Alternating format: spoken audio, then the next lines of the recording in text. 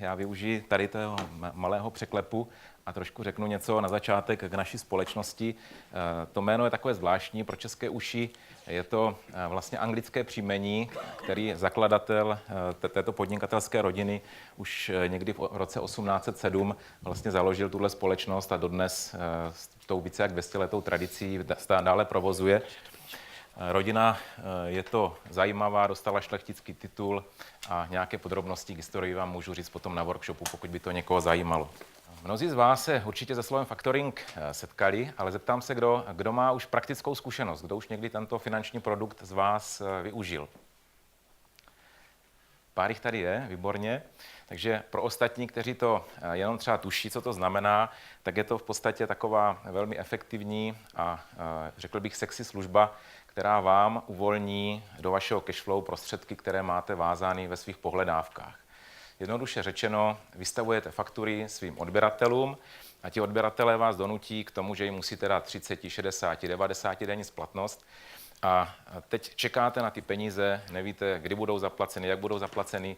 A k tomu, abyste ty prostředky dostali hned a nebyli jste blokováni, nemuseli jste čekat, než ty prostředky vám natečou na účet, tak slouží právě faktoring. Znamená, ten vám ty prostředky dá hned.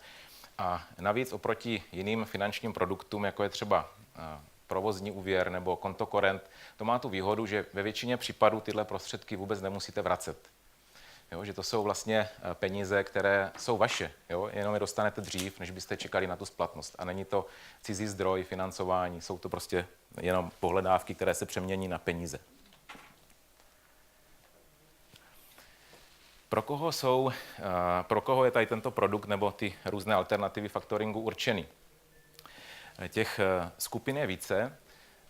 Myslíte si, že třeba lyžařské středisko by mohlo být naším klientem?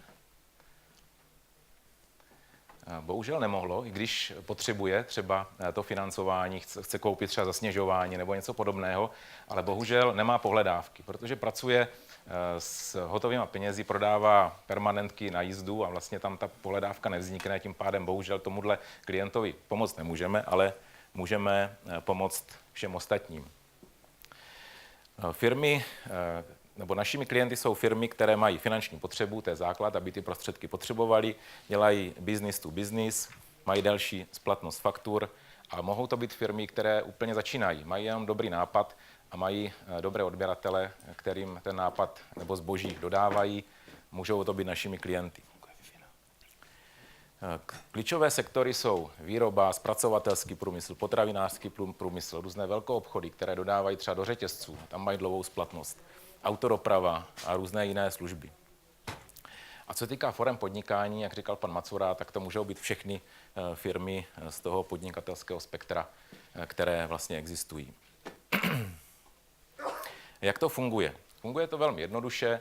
Na vaší faktuře po dohodě s námi se objeví číslo účtu našeho a určitá cestní klauzule, která vlastně tu pohledávku jakoby postoupí a na základě toho vy potom dostáváte v kroku 2 70 až 90% z té faktury na účet.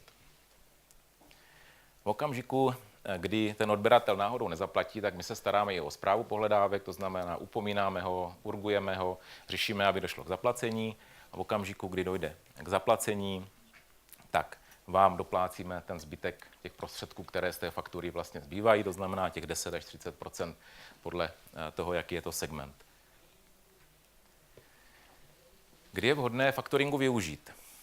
Je to tehdy, když odběratelé mají dlouhou splatnost, dodavatelé vaši chtějí platit dopředu. Vy nemáte ty prostředky, abyste to zboží nakoupili, ale máte třeba velkou objednávku nebo nějakou zakázku, kterou chcete uspokojit a bez těch peněz to nejste schopni udělat, takže v tom případě jsme vám schopni je poskytnout předem a vy dodáte a nám potom ten odběratel po určité době zaplatí.